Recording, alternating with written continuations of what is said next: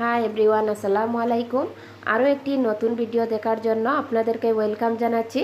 আজ আমি আপনাদেরকে তৈরি করে দেখাবো কিভাবে প্রচণ্ড পরিমাণে পারফেক্ট স্টিকি একটা ক্রিম তৈরি করতে পারেন, তার একটি সহজ টিউটোরিয়াল। এই গরমে অনেকের কিন্তু ক্রিম তৈরি করতে অনেক সমস্যা হয়, আর যাদের এই সমস্যা হয় তাদের জন্য আজকের এই রেসিপি। এবং ট্রপিক্যাল হুইপ ক্রিমের নতুন প্যাকেট করা যে ক্রিমটা আছে সেটা তৈরি করে দেখাবো। আশা করি আপনাদের কাছে আমার আজকের রেসিপিটিও ভালো লাগবে। তো এখানে আমি এক প্যাকেট ট্রপিক্যাল হুইপ ক্রিম নিয়েছি। এখানে আগে যে আমরা ক্রিম ব্যবহার করতাম সেটা অন্য ধরনের প্যাকেট ছিল, সেটাও আপনাদেরকে দেখিয়ে দেব। আর এটা যে প্যাকেটটা দেখতে পাচ্ছেন এটা নতুন ধরনের প্যাকেট, এটা এখন নতুন বের হয়েছে।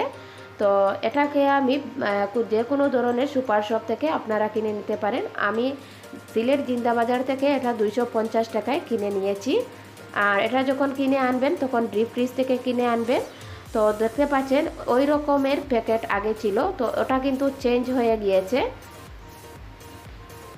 তো এখানে আমি 1 কাপ ক্রিম নেব, আর এই ক্রিমটা আনার পরে ডিপ ফ্রিজে আবার সংরক্ষণ করবেন। এখানে আমি 1 কাপ ক্রিম নিচ্ছি, নিয়ে একটি বাটিতে নিয়ে নিলাম। যখন ক্রিমটা নেবেন তখন কিন্তু বরফ ঠান্ডা নিতে হবে। এখন প্যাকেটটাকে মুড়িয়ে একটি পলিথিন ব্যাগে বেঁধে আমি আবার ডিপ ফ্রিজে রেখে দেব। আপনারা চাইলে স্টেপলার মেরে নিতে পারেন। তো এখন আমি এই ক্রিমের নিচে কিছুটা বরফ দিয়েছি, যেহেতু এখন প্রচণ্ড পরিমাণে গরম। এই গরমের কালে এই প্রসেসটা ফলো করলে আপনাদেরও পারফেক্ট একটা ক্রিম হবে। তো আমি বরফের উপরে বাটিটাকে রেখে একটি ইলেকট্রিক বিটার দিয়ে বিট করে নিচ্ছি। এ পর্যায়ে আমার বিটারের স্পিডটা 2-এ, তো 2-এ দিয়ে এটাকে আমি বিট করব যতক্ষণ পর্যন্ত একটু বাড়ি না হচ্ছে ততক্ষণ পর্যন্ত।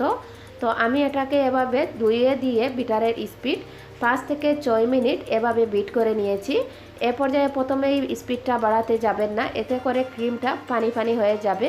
এখন সাইডের অংশটাকে আমি টেনে টেনে মাঝের দিকে এনে নিচ্ছি, নিয়ে আবার আমি এটাকে বিট করে নিচ্ছি।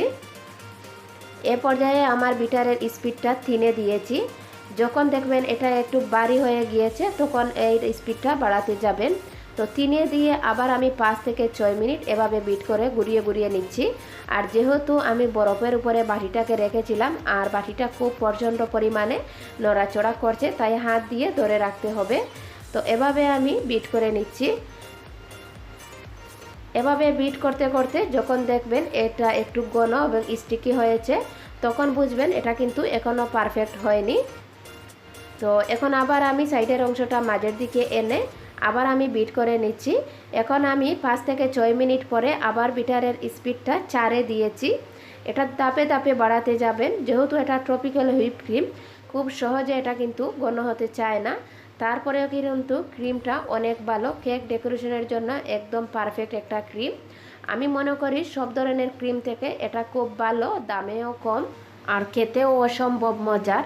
আপনারা এই ক্রিম দিয়ে অবশ্যই কিন্তু অনেকগুলো কেক ডেকোরেশন করতে পারেন। আর প্রচণ্ড পরিমাণে গরম থাকলেও এই প্রসেসটা ফলো করলে অবশ্যই এই ক্রিমের সঠিক রেসিপিটা আপনারা তৈরি করতে পারেন। তো যখন দেখবেন বিটারের গায়ে এভাবে গোলাকার হয়ে আছে তখন বুঝবেন এটা হয়ে গিয়েছে।